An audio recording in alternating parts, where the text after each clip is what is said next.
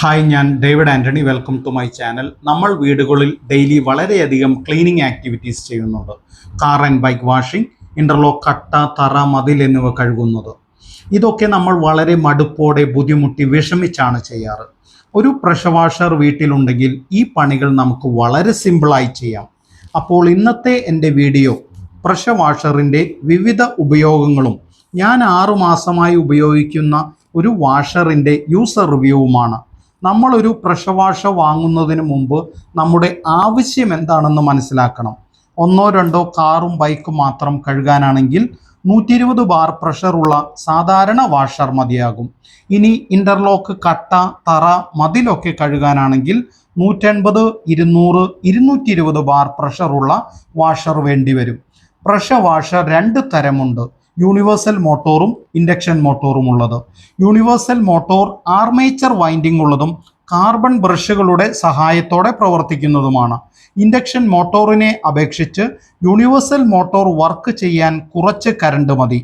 Universal മോട്ടോറിനുള്ള ഒരു പോരായ്മ എന്ന് പറയുന്നത് അരമണിക്കൂർ ഉപയോഗിക്കുമ്പോഴേക്കും മോട്ടോർ ചൂടാകും എന്നതാണ്.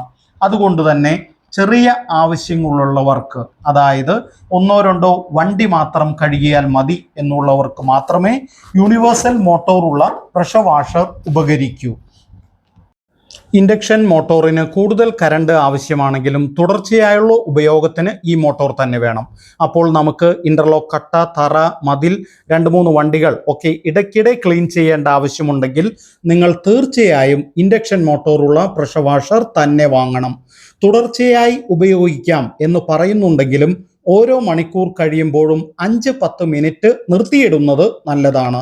പ്രഷർ വാഷർ വാങ്ങുമ്പോൾ ഇനി ശ്രദ്ധിക്കേണ്ട കാര്യം അതിൻ്റെ ആഫ്റ്റർ സെയിൽ സർവീസ് ആണ്.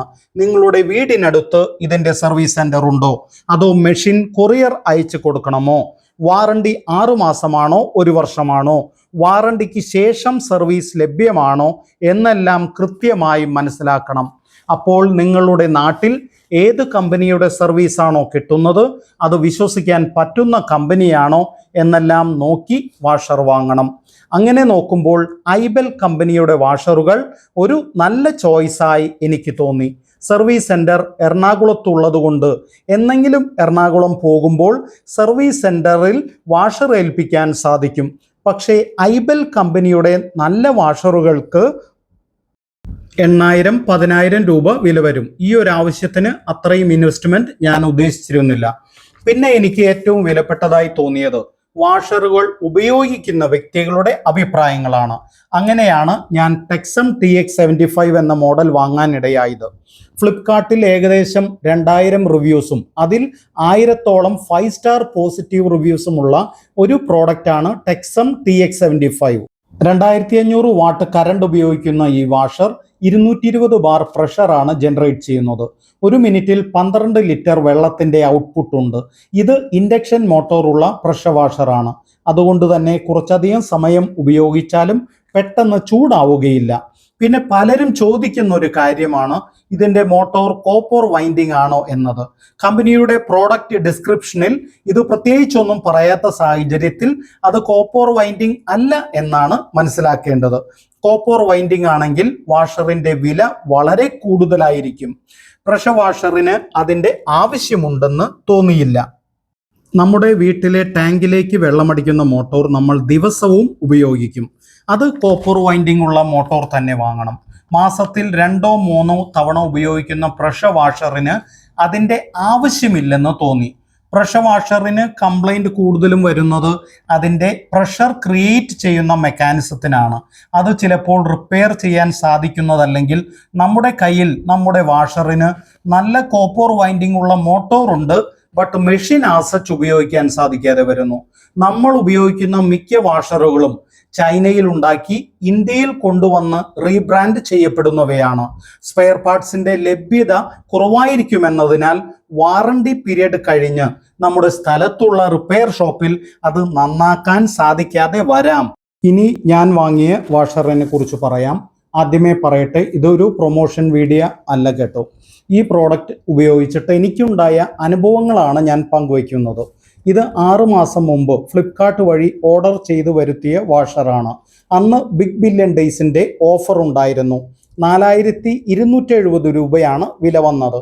ആക്സിസ് ബാങ്കിൻ്റെ ക്രെഡിറ്റ് കാർഡ് ഉള്ളതിനാൽ 5% ക്യാഷ് ബാക്കും കഴിഞ്ഞ് 4050 രൂപയാണ് എനിക്ക് വില വന്നത്.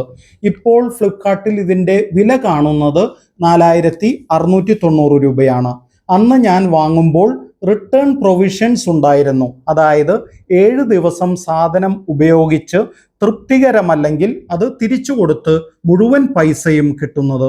ഇപ്പോഴത് റീപ്ലേസ്മെന്റ് പ്രൊവിഷനായാണ് കാണുന്നത്. അതായത് വാങ്ങിയ പ്രോഡക്റ്റിന് കംപ്ലൈൻറ്റ് റിപ്പയർ ഉണ്ടെങ്കിൽ 7 ദിവസത്തിനുള്ളിൽ അത് തിരിച്ചു കൊടുത്ത് പുതിയ പ്രോഡക്റ്റ് കിട്ടുന്നത്.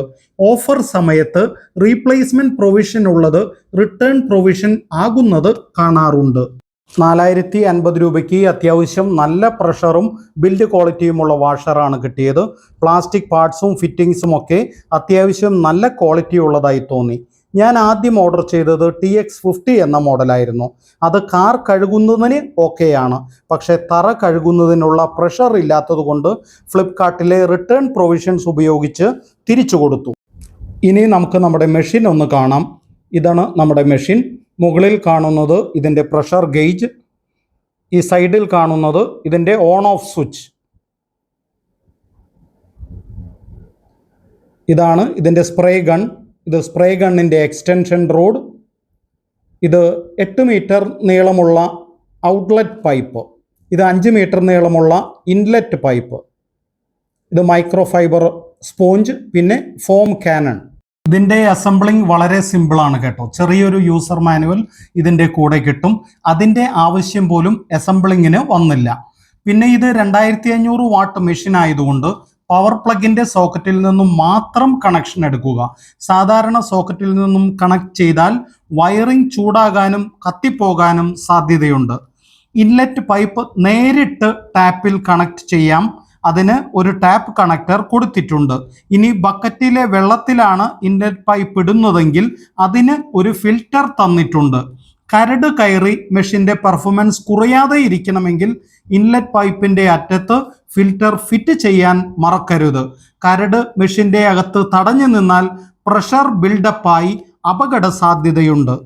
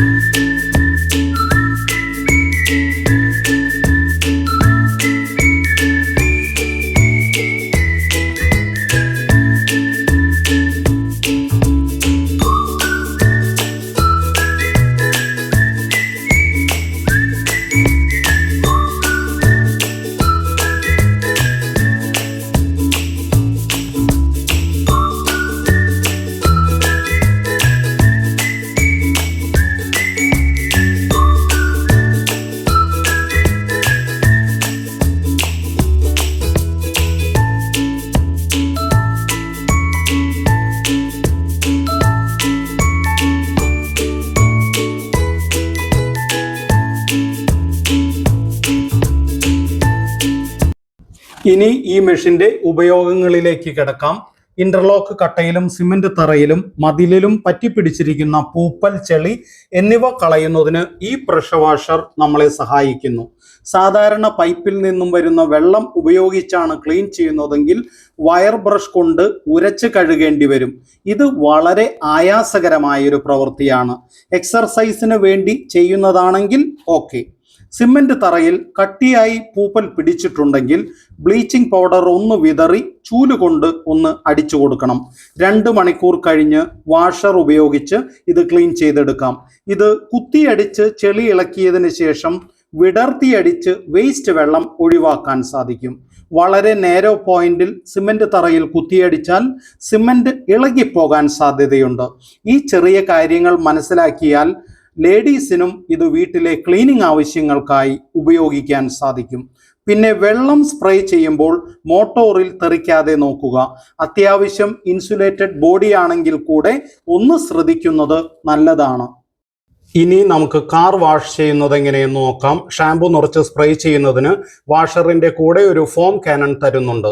കാർ ഷാമ്പു അതിൽ നിറച്ച് ഫോം സ്പ്രേ ചെയ്യാം.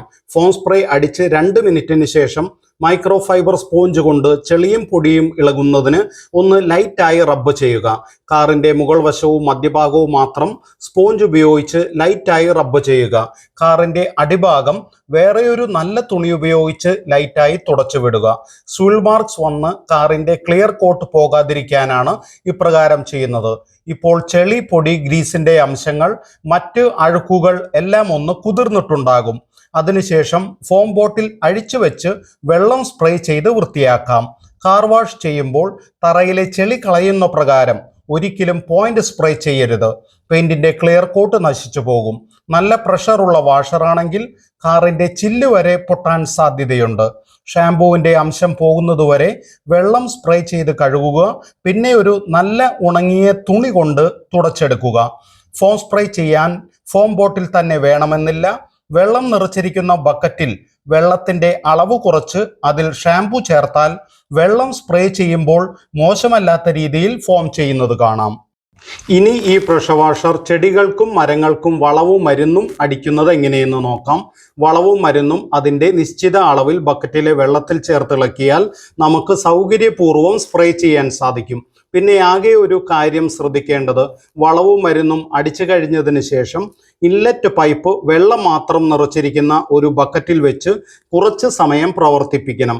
കൊറോസീവ് ആയിട്ടുള്ള കെമിക്കൽസ് ഒന്നും തന്നെ inlet pipe, motor, pump head, outlet pipe, spray ഗണ്ണിൽ അവശേഷിക്കുന്നില്ല എന്ന് ഉറപ്പുവരുത്താനാണിത്. 2 ലിറ്ററിൻ്റെയും 8 ലിറ്ററിൻ്റെയും സ്പ്രെയർ ഉപയോഗിച്ച് വളവും മരുന്നും അടിക്കുന്നത് വളരെ ബുദ്ധിമുട്ടുള്ള കാര്യമാണ്. പ്രത്യേകിച്ച് നിങ്ങൾക്ക് കൂടുതൽ ചെടികൾക്കും മരങ്ങൾക്കും മരുന്നടിക്കേണ്ടതുണ്ടെങ്കിൽ. ചെറിയ പൂന്തോട്ടമാണെങ്കിൽ 2 ലിറ്ററിൻ്റെ ചെറിയ സ്പ്രെയർ ഉപയോഗിക്കുന്നതാണ് നല്ലത്. 8 ലിറ്ററിൻ്റെ സ്പ്രെയർ കഴുത്തിൽ തൂക്കി അലുമിനിയം ലേഡർ കയറി ഡ്രാഗൺ ഫ്രൂട്ടിനും കുരുമുളകിനും മരുന്നടിക്കാൻ കുറേ കഷ്ടത അനുഭവിച്ച വ്യക്തിയാണ് ഞാൻ. ഈ പ്രഷർ വാഷർ മരുന്നടിക്കുന്ന ജോലിഭാരം ഗണ്യമായി കുറയ്ക്കുമെന്നതിൽ സംശയമില്ല. ഇനി ഈ മെഷീൻ ഉപയോഗിച്ച് പറമ്പിലെ ആവശ്യമില്ലാത്ത പുല്ല് എങ്ങനെ കരിച്ചു കളയാമെന്ന് നോക്കാം. ഇതിന് നമുക്ക് വേണ്ടത് 2 ലിറ്റർ വെള്ളം, 1 കിലോഗ്രാം ഉപ്പുപൊടി, 1 ലിറ്റർ ആസിഡ് വിനാഗർ, പാത്രം കഴുകാൻ ഉപയോഗിക്കുന്ന ലിക്വിഡ് 100 മില്ലി. 1.5 ലിറ്റർ വെള്ളത്തിലേക്ക് ഉപ്പുപൊടി ചേർത്തിളക്കി അലിയിക്കുക.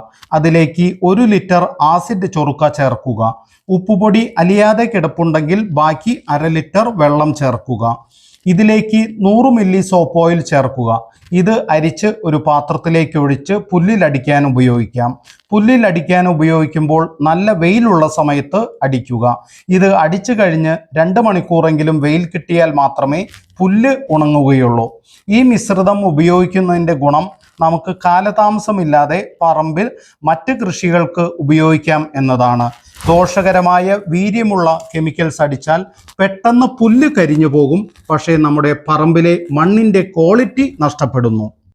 ഈ വാഷറിൻ്റെ അടുത്ത ഉപയോഗം എന്ന് പറയുന്നത് സോളാർ പാനൽ ക്ലീൻ ചെയ്യുന്നതാണ്.